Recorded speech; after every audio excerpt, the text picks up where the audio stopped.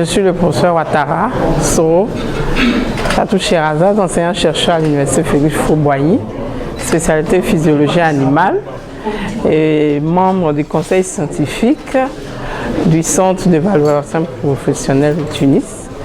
Aujourd'hui, cette conférence-là était vraiment pour lancer le doctorat Business Administration. Et c'est vraiment une opportunité pour nos jeunes africains, c'est pas seulement même les jeunes, mais tous les professionnels qui veulent faire la formation continue, renforcement des capacités et pouvoir améliorer vraiment les conditions de vie, parce que ici c'est avec les entreprises.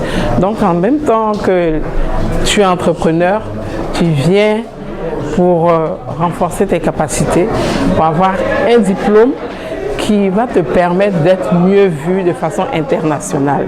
Et cette formation-là, elle est typiquement africaine, c'est ce qui fait sa particularité. Elle est donnée par des Africains. Et puis, pour vraiment permettre le changement de mentalité, permettre aux jeunes de travailler, ne pas se lasser de travailler, parce que c'est au bout de ce travail-là que nous-mêmes, on se valorise.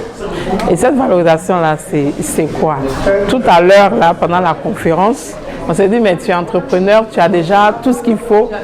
Pourquoi il faut un autre diplôme? Et ça peut être mieux vu à l'international. Vous voyez, il y a des exemples qui sont là parmi nos collègues. Quand vous êtes ingénieur, vous n'avez pas le doctorat, vous avez plus de compétences, plus de connaissances. Mais quand on demande quelqu'un, quand on demande vraiment une expertise, tu n'es pas vu à l'international. Donc pour ça, moi je pense que c'est vraiment le bienvenu. D'accord, il y a eu plusieurs interventions et chacune des interventions, on laissait croire qu'il y avait un mode criant de décideurs, d'analystes pertinents. Qu'est-ce que cette formation-là apporte véritablement? Est-ce que vous pensez que cette formation-là peut compenser ce monde-là, de décideurs, d'analystes? Les décideurs, d'analystes, justement, puisque c'est, comme on vient de vous le dire tout à l'heure, c'est un changement de comportement.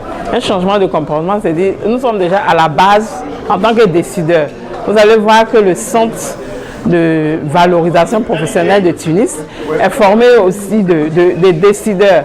Ce sont des éminentes personnes qui sont déjà à la tête, qui prennent des décisions. Comme vous voyez, Madame le ministre, qui fait partie de ce comité scientifique. Donc c'est vraiment des décideurs déjà pour montrer, on veut aussi de toutes les autorités pour dire que là aussi, voilà comment on peut changer, comment on peut améliorer notre façon de voir la bonne gouvernance en fait. Donc vraiment c'est ça.